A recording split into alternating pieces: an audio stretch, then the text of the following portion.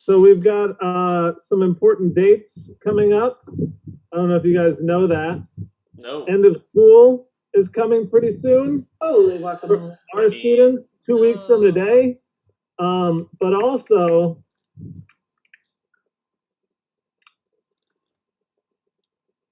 happy birthday to you. Happy birthday to you. Happy birthday, Clara. Happy birthday to you. You guys. Happy birthday. That makes me Happy very birthday, happy. Clara. Thank you guys. I was thrown for a loop. I was like, who did I forget? And so.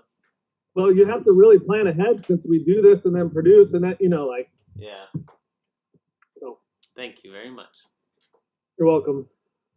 Okay, tell me what you guys do for critiques. I'm gonna have to go. Can we talk a little bit about why we're doing this? I will. I'll jump in. Okay, you do. So first of all, I talk to my class a lot about like we don't just teach whatever we feel like teaching. We do have stuff that we have to follow, and critique is part of that. But critique is a hugely important thing that you guys need to learn how to do because you have to do it as an artist. Not that anyone's making you, but if you want to grow at all, you have to get feedback and you have to learn and figure out how to grow without a teacher there. And we had a good amount of kids who were super awesome. And they said one of the things they missed about being in the classroom is getting feedback from teachers to learn how to grow. And we kind of talked about how we could see that kids were returning to some old bad habits without a little bit more guidance. So we wanted to do a critique of each other's art so you guys can see what that looks like. So we all worked on a piece this week and filmed it, and so we're gonna critique it for you guys. But I'm crowning Miss Kitson the Queen of Critique, and so I want her to walk through the critique guidelines and what we're looking for when we critique, and we'll, maybe a little bit more about why. Jay's cat really distracted me just now. I just like that you're Jody is so good at criticizing. Yeah. The bastard tearing down human souls. Actually, my classroom critiques are quite nice, but I do tell my students when you get to college, they're not going to be as nice. And I don't mean it in a negative way, but in our critiques, we ask questions and we reflect on what the artist did well, rather than saying, I don't like this part. We would ask a question. So we don't have to do it because we're adults, but I let my students know that in college, it just prepares them because you might hear a professor in front of the whole class say, this is wrong, your values are wrong, this idea has been done before in front of everybody, and you just have to be ready for that. That's what they get in my class. Man, I don't know about you Professor guys. that told me a semester's worth of paintings, and he goes, I don't like any of this. That's how he started. I was like, would have been great feedback you guys halfway through the semester. I don't know. Going to UNT, for the paint program there, liberal arts degree, it was all even the critiques were poetic. I had one teacher who, it was the professor, the painting professor. Usually in college you get a TA or some grad student, but this was the actual professor, and he's like, yeah, man, painting's it's like jazz, man. You kind of gotta sometimes you find that jam and you just keep going. And I was like, what are we talking about right now? How is this helpful? Yeah. So. Well, it's always going to be very, subjective based on who is doing the critique. Mm-hmm. And your professors and anyone you run into, same as vase. The judges, it depends on who the judge is that you get. Yeah. It's that's just the nature of the deal. But there are some basic, because there's 4 of us, and there's some basic, I guess guidelines or rubric, or, that's the one thing you really want to make sure that as teachers, we're communicating to our students what we're looking for before they even make their art. So when it comes to their critique, we can be clear about what marks they missed. Yeah. And can I, because you mentioned subjective, can I share one thing real quick? I'll put it up on the screen here, but if you guys don't listen to the Draftsman podcast, students or anyone else, I just got caught up on season 2 yesterday while I was painting. But Marshall talks about critiquing, and he says, let me try to zoom in here, that you should always start with the objective, something that you can notice right offhand, rather than jumping into your preferential bias. And you can move into subjective stuff, but you should try to avoid that and always avoid, like, well, this is what I would do, because it doesn't really matter what you would do. It's about what the artist would do. If you get into the diagnostic phase, you're trying to understand what the artist is doing and help them talk through how they might achieve that. Can you elaborate on the objective for me? Like, is Yeah, this from the person critiquing, or from the person who made the art, or is it both? Or well, how about we do it as a demo? Like as Jody starts leading it, then I'll say this would be my objective thing, and then the concrete example might be better than just the theory. okay, Does that work? Yeah. I like for my students though to think about what they would have done. I think that's part of the beneficial part of the critique.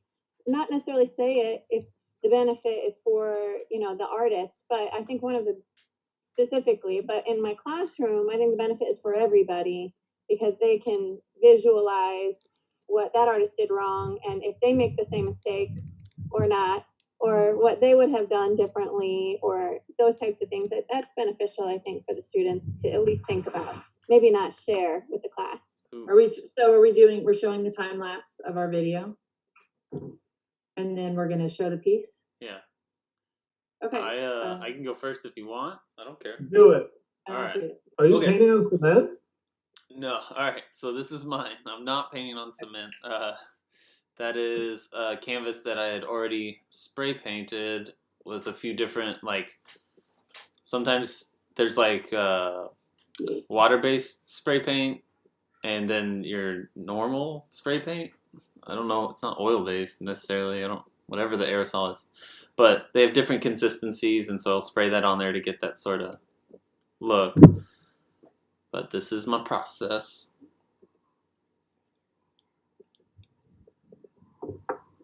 Are you using oil? Yeah. For the first time in a long time.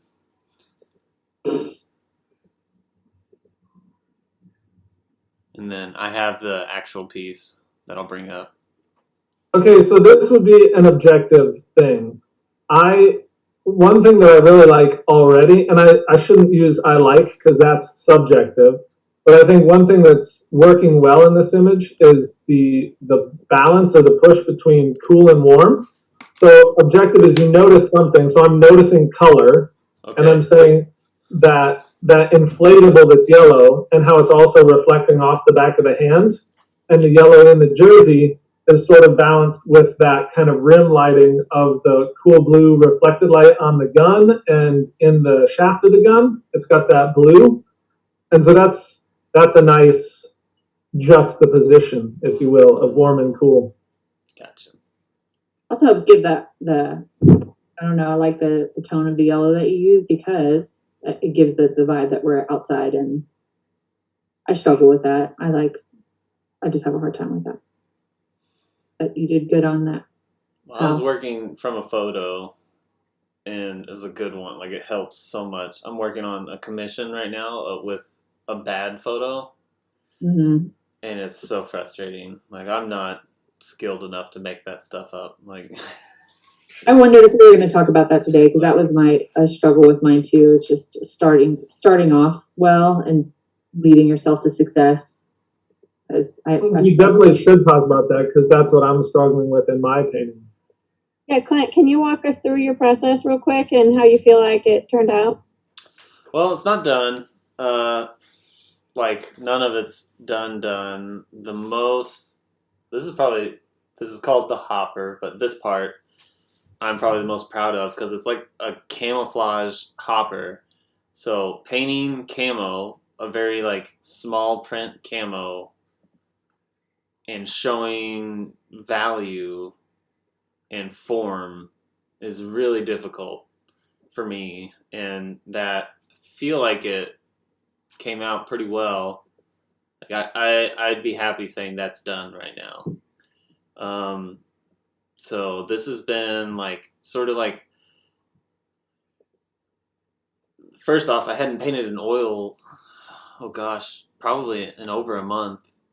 I'd been doing watercolor, and so I kind of went in with that mindset. And I paint watercolor the same way I do oil. I'll do sort of like do the block in, and then I'll do a value, like I do my high contrast, like I'll get the really black, dark values in, and some shading, and then I'll come over it with like the core color, and then sort of blend whatever I need to get those transitions, or like the shading that I need for it. And so I did the same thing with this so far. I still gotta go in and mess with, like, this part really bothers me because it's incomplete, because it's the exact same as this. So it's like, what is that? That's still part of his arm, but it could be confused because of this. And so it's been a challenge. I saw the picture and I really liked it, and I was like, man, I want to paint that. And so I started it, and then not thinking, like, camouflage really sucks to paint, and all I really wanted to paint was his hand. And so, like, but I don't know. So sort of. I think that's an interesting thing to seize on, is your production led you to zero in on what interested you in the first place. And I've been on a big kick recently. I think I mentioned I watched Daniel Bilmez's No Wave Studio or like thing, and he talked about that, about finding what interests you. And I think too often I do that, and artists in general do that. They'll do this whole big thing, and what really interested them was the hand. Yeah. And so would it have been just as good to do a hand study? I don't know. I mean, I'm sure the end image is going to be great, but finding that thing that interests you and making sure you focus on that. Yeah.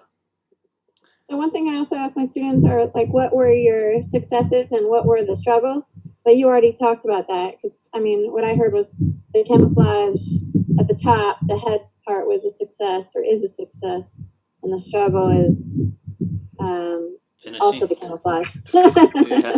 Typical plant. Yeah. Can you hold it back up for me for a second? Yeah. Was the photo already with this composition? Like, did you go pretty much like grid style where you're paying attention to the negative space, or did you try to enlarge it while you painted? Oh, I blocked it in. I did. Okay. I did the unspeakable. I projected it on there and traced it on. But this was. Oh, sorry. I focus on the hands too. There's a lot of interesting stuff going on with the color there, because you've got like a cool side kind of with that's our left, his right, on the actual fingertips, and then such a warm yellow on on that hand right there. Yeah.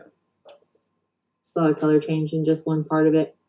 I would have, good for you for doing this, Clint, because I would have looked at this and immediately looked at his jersey and been like, nah, that's not for me. I don't, yeah. I think I got, I don't know, what's the term? Like, just excited about it. It's like, oh, that's cool. I want to do that. And it's someone I know too. So that's part of why I do these, is it's for friends. Yeah. And so I was like, yeah, I'll do this. And I got excited and then got into it. And I'm like, oh my gosh. What if I could I looked at it today and I've recorded, I want to say like 4 hours of work on it for something that I'm not going to get paid for. Like, it kind of makes me feel good, and it kind of makes me think like, oh man. Like, yeah. So You just described every hour I spend in the studio. I'm doing this and I'm not going to get paid for it. Might as well enjoy it. whatever. You have patrons. All right, that's too much time on me. Let's But I think, okay, so Jody, how are we doing in terms of how you would have done that artwork in your classroom with students? What would we still address? It's so different for the classroom than it is maybe a college level, and it depends on the level of the students too. So for example, in some classes I do a token response to get them speaking about individual aspects of the painting. So if I knew it in advance that we're going to do a painting of a photograph, and I know that I'm teaching ahead of time value or different drawing techniques, contrast, and those types of things, texture, then I'll have a token for each concept. So I'll have texture, who's got the best texture, who's got the best contrast, who's manipulated the materials the best, who's the most creative, like composition or whatever. And I'll break up those, and those will be colored cards. I think you guys have seen me use them before. And the students will vote using the colored cards, and then that will lead them to specifically talk about those aspects in the painting. So we're kind of like, doing it willy-nilly here because we all have different types of paintings. But we might, for example, talk specifically about Clint's color usage, what you did. We talked about, it just depends on ahead of time what we're talking about. Nice.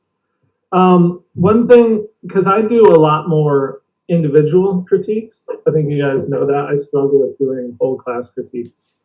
So if I were doing this and I was talking to Clint about his painting, I would say, okay, so what are you hoping to do with that?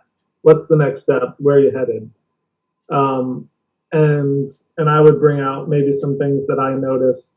You were talking about the camo, and if you look at your painting, the camo on the hopper is very similar in hue, value, and chroma with the headband behind.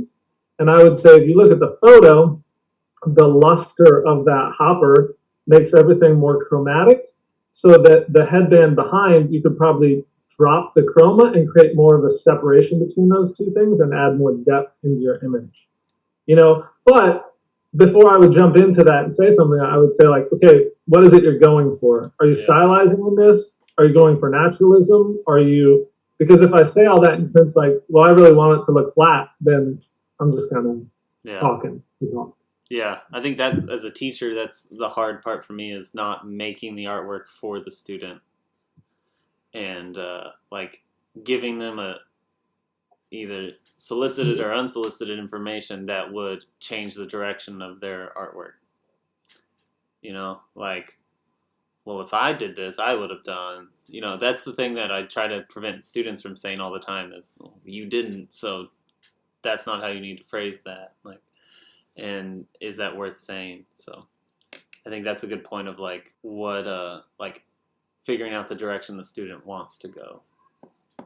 I think it depends on if you're critiquing a student in process, which is the type of critique that I think Mr. Ask was talking about, where you're approaching them individually and coaching them through or facilitating, or if the whole class is completed with the artworks and now we're hosting a critique about the completed piece. Which do you prefer?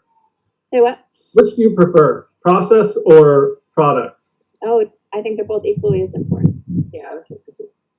A lot of times, even the product, I would do class critiques with my AP classes, and the product would, when I'm critiquing it, was still process, and they hated that, and so I think I at least do some of that too, where I've decided something's done, and even if I look at it and realize something needs to be changed, like, nope, it's fine, it's going to be fine the way it is.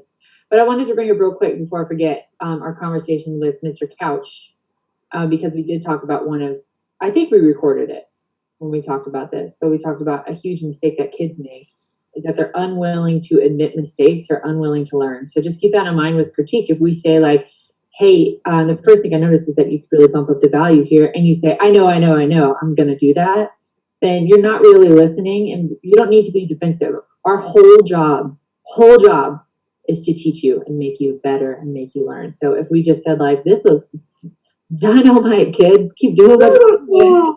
For everything, you'd never get any better. So there'd be no point in you going to classes, and there'd be no point in us having a job. So kids, just remember, even if you do have intent to do something, you can tell us ahead of time, but don't get offended if we're doing our jobs. I think, I don't know if it's just our mindset, because all of us have some athletic background, but I think it's more like coaching than what people perceive teaching. Like, I know it's like where's the line in that? But I think it comes off a lot more of like, we're going to push you to be better, and I couldn't agree more. I legit think that teaching in an art classroom is coaching. It is, because mastery is not attainable. Like, you're always reviewing film, looking at your past artwork, and you're always projecting for your next success. You're visualizing. Yeah. So everything you do is like, okay, great performance, and now on the next one, let's tweak this. Yeah. And even if you're the best athlete on the field, court, whatever, there's always something you could do better. So I know it sucks for some kids who are like, maybe had a little bit more background, came in with some more skill, and then I think we talked about this with James, but we said it's almost like those kids you pick on a little bit more because they're so close that it's like you want to just give them all the details. And I think sometimes they're bummed when we don't immediately come over and ooh and ah over their stuff. But again, it's not our job. And people who are learning a little bit more, we want to take it one step at a time. So we might have less critique to say. It doesn't mean we don't like anyone more or anyone less, but you know, we teach to each individual kid's level for sure. If we stop critiquing you, that's a big problem. That means you're not listening and learning and we've given up. It means you're perfect. You don't need any help. You found your style and you don't need us. Yeah. You're doing great. Keep doing what you're doing. I feel like all of our art nerds, like, in our classes turned it off whenever we said athletic. They're like, no, don't do that to me. That's interesting that we do all have athletic backgrounds. It's the truth. Don't always look like it, I know, guys. You look like you used to be in shape. Yeah. I hate you. All right, who's next? Now, I don't know what Jody is doing. She has a nice backyard, I guess. We can always I think she's trying to show you what trees are supposed to look like. What? It's quick draw time! Oh man. I have multiple utensils this time. Get ready. I literally. I'm gonna hold mine like Lauren, In my right at the head. very tip. I'm thinking of Right it. here. Right now. In honor of June, I'm gonna say Your daughter of the month. my daughter. Okay. I'm gonna go half mermaid, half something else. Go. Got it. Okay. Oh, is anyone timing it? Oh gosh. One Mississippi. Mississippi. We're good. Go. Four Mississippi. Just gotta run it like that. Oh gosh.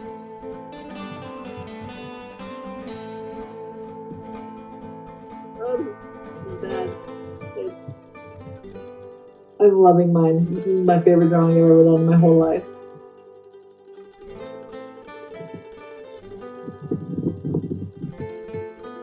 Oh, I forgot to start counting again in my head. I think we're halfway there. Okay. Whoa.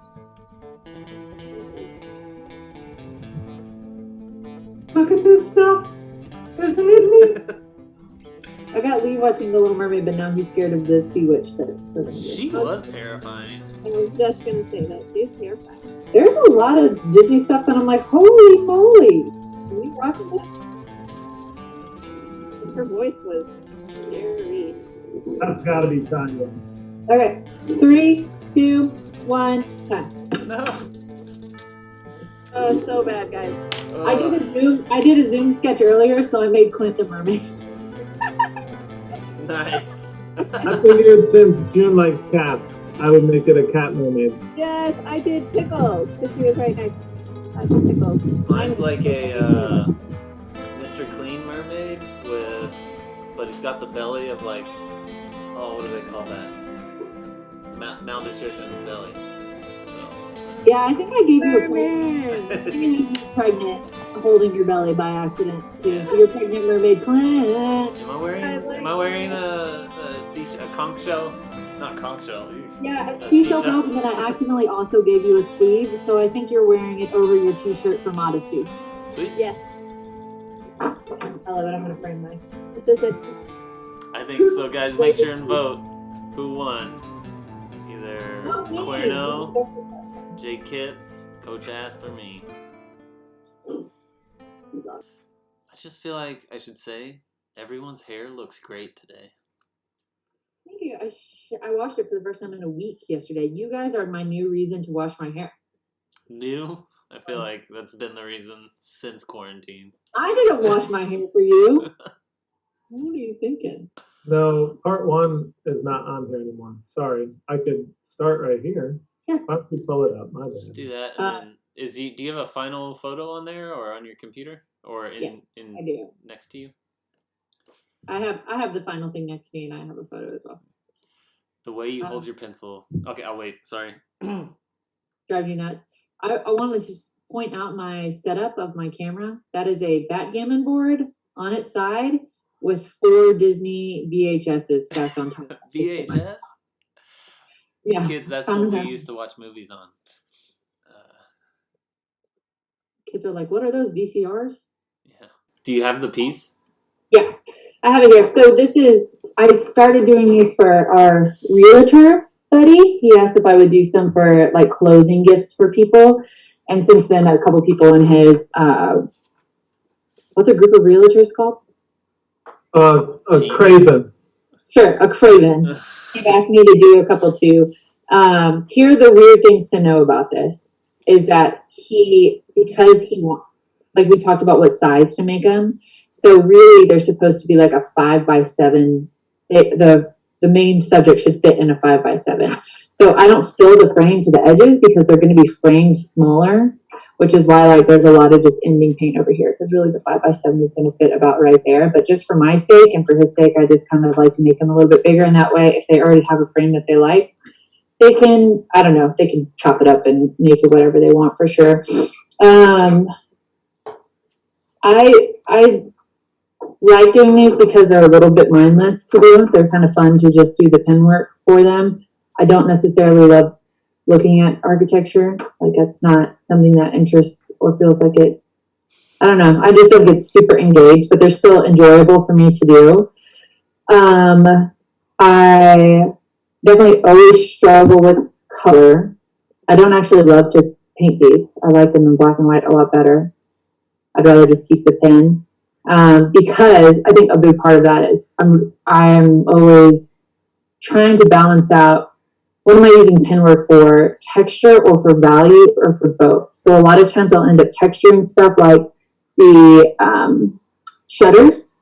I try to add like the little shutter texture, and then they were still too light of a value with the overall picture, so I kind of had to film them anyway. So it's just kind of this constant looking back and forth between my reference photos saying, does this look like, I don't know, and in reference to the whole thing, does this look right? And I also, since we're talking about bad reference photos, my photo is really hard to work from. It probably looks better on screen, but it's super blurry in a lot of areas. So stuff like what was going on right under the roof line was really hard to see, so I kind of just let it be hard to see up there. But you can see it's a darker value of what's going on in that shadow than it is in my photo. So you had mentioned something early on about talking about setting out and planning or avoiding mistakes or something like that. What were you saying?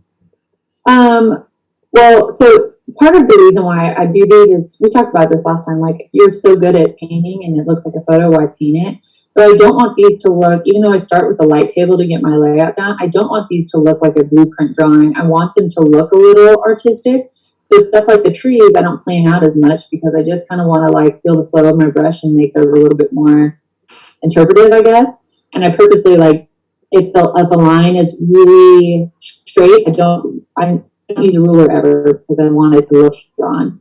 But I kind of feel like Plus, you should be able to draw a straight line in a 5x7 thing. Like that's. Yeah. Sorry. Okay, this is one problem for me. So these are taken off of, I think she walked into the front of this house and took these pictures. So notice that there's a big tree over here and a small tree over here. In my reference photos, I just see the tip of the bigger tree. Or I see like the land over here.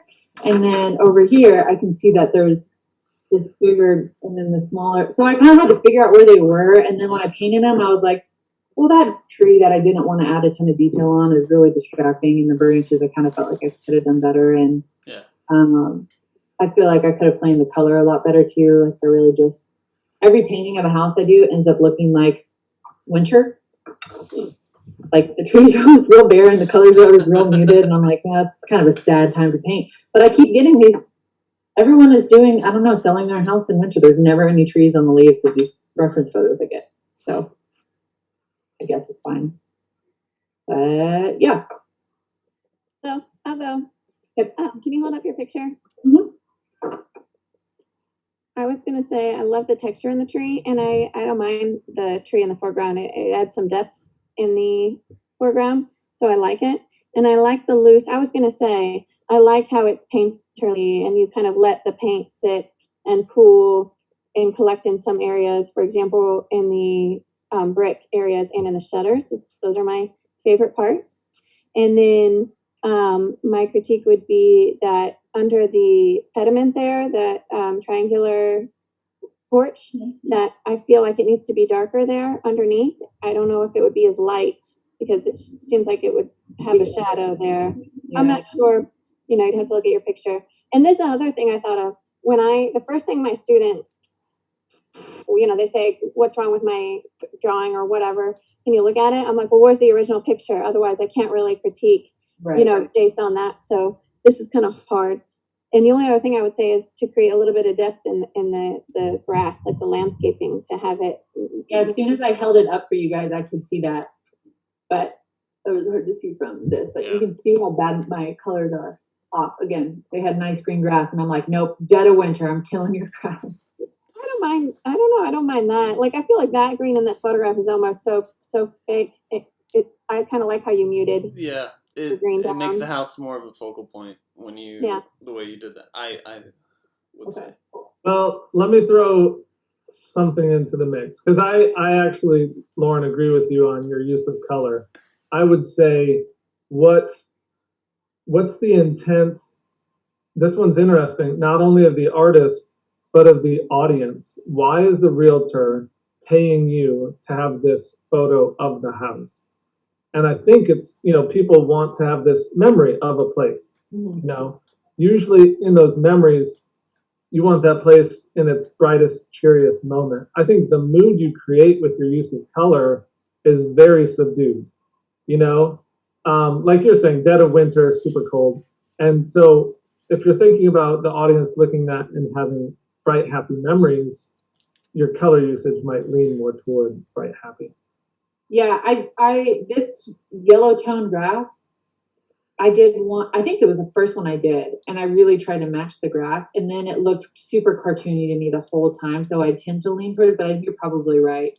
And I do think about like little stuff, like they have some little plaque thing under their window. I try to make sure that I include all the little details, even if I don't see them. Like there's like a plant by the tree that I threw in there because I'm like, what if that was like, the one plant that they were proud of when all the rest of them had died, because that's the one remaining. Like, what if that's some weird happy memory that they have, or weird lawn ornaments or stuff? I just try to throw in there because I don't know, you never know. You're saying goodbye to your house, you never know what the memories were. Yeah. To me, the trees look more spooky or like, because they're dead and sort of crawling. That it gives it a cool, in the sky, the gray tone in the sky gives it more of a cooler tone than the grass color for me. I definitely agree with that. I think all of it contributes. The slate gray of the sky, the reaching branches, claw-like. It's sort of not spooky, but it's leaning much more toward stillness. Trick-or-treater are gonna be out soon.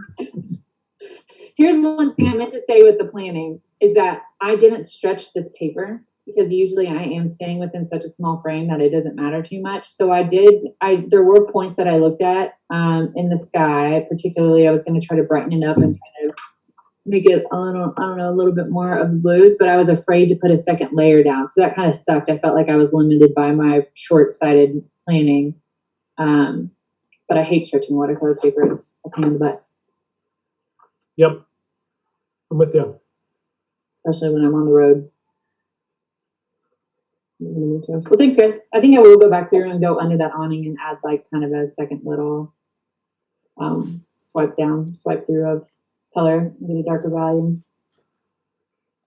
I was trying to find something about the compositional element of having a frame in the foreground or having that tree with the house. I know James Gurney talks about it in his book Color and Light. I think it's repoussière, kind of like the French term to bush, but I couldn't confirm that. But that idea of a frame within the frame that then naturally pushes something and creates depth.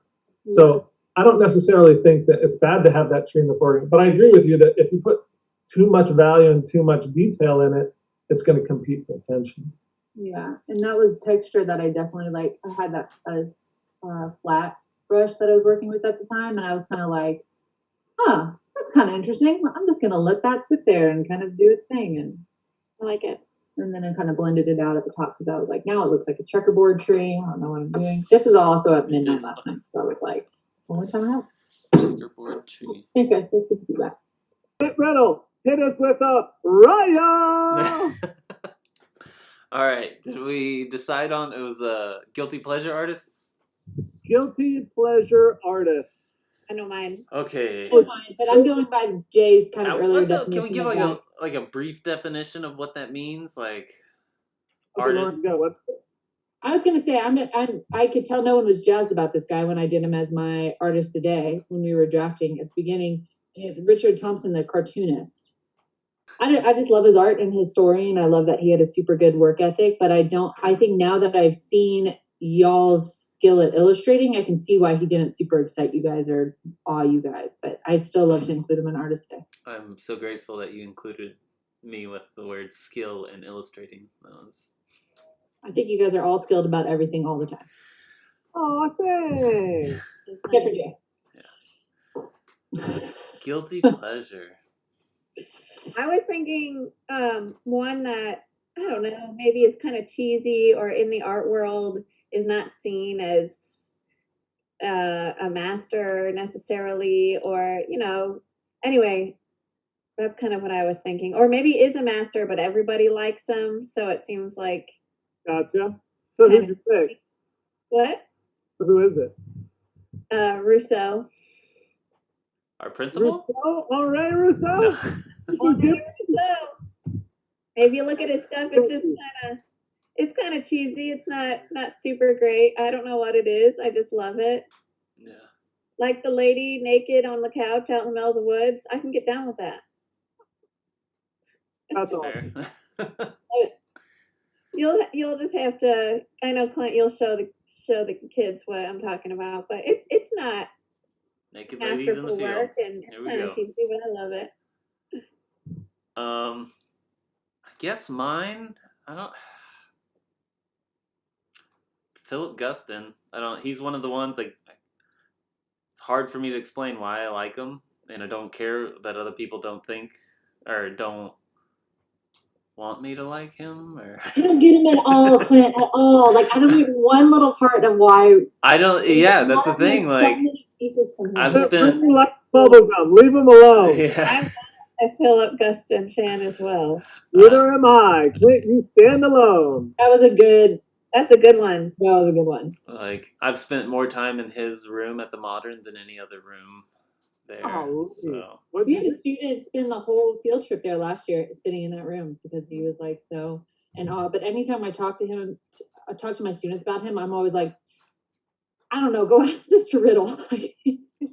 He drew a bunch of clan members in a weird way and made them look stupid. Like I don't like. I think really it's his brush strokes. It's I don't know, kind of like an extension of Van Gogh, I guess, for me. There, I said it. All right. Here you go, Jay. Actually, I know Jay's. Jay's is Chagall. That's his guilty I pleasure. hate you so much. I had to bring it in just to make sure that the audio gets included. But did you just say that Philip Guston and Van Gogh are similar in their brushwork? I You said. might get kicked out of the podcast. The Okay. creator himself gets kicked out. So, does James Gurney count as guilty? I don't feel bad about loving him at all. I kind of had a I see. That's what I thought. It was like something that you're kind of like ashamed of. Like when I think of like guilty pleasure, like movies or songs, you know, it's like, oh, I love. There's a comic book artist. His name is Adam Hughes. He's ridiculously good, but he definitely leans toward like girly kind of style, like almost Lisa Frank, provocative kind of stuff. Oh. But he does comic books, and I think I just saw an illustration that he did of like Superman going to catch a bullet in front of Lois Lane and use motion blur and all this stuff. Like he's super, super good. But if I were to say that to most people, they'd be like, "Oh, you're weird." That's what I feel like. So Adam Hughes is maybe my. I tried to Google it up. Yep, that's Adam Hughes right there. He's got a very distinctive style too. I don't hate that. That is a very modest Adam Hughes. Yeah, there's some other ones that I was looking at, and I just chose to not. That is a good call. It's okay. Everyone else will look at them. So thanks, Jay. Oh, actually, there's this one anime artist. Just kidding. Oh no. I was about to really be. Actually, I really like Yokohama Yakurusa. There's one that I can get behind just because he's fun to watch. Draw Kim Jong-gi. Gi. He's pretty. Kim Jong-gi. He's super, super good. Yeah, the illustrator, the guy that doesn't use references, right? Yeah. I've never heard his name. I think I've only ever read it. All right. Well, that's our Raya moment for the day. Oh, Raya. All right. So we're going to, things sort of went haywire with our recording. So we're going to upload the time lapse, or I'm going to put it in this video, the time lapse of Miss Kitson and Coach Asp's artwork. And we're leaving it up to the students to critique us in the comments. You're going to do the work for us. Yeah. Be ruthlessly honest. This is your chance. Tell us how much better you are than Coach Asp.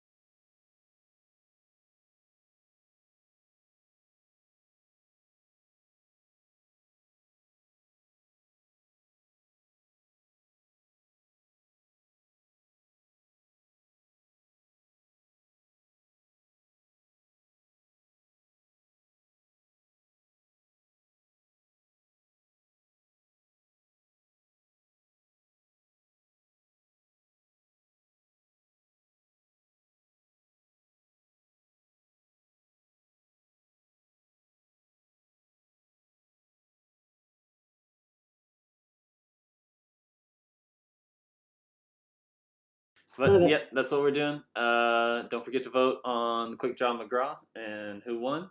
So we'll see. All right. There were some good ones. Not mine. No. Mine is obviously the winner. I don't know why we're even putting it up there. Mr. Riddle is a mermaid. Does that mean? Merman. But who really wins in that? Am I the winner? Everyone. Everyone involved. Merman, Pop. Merman. That's a movie from before your time, Lauren. Lauren, you see I giggled along with it though, like I wanted to be part of the crew. I was like, yeah, I get it. That's funny, guys. All right. On that note, bye. high five, high five.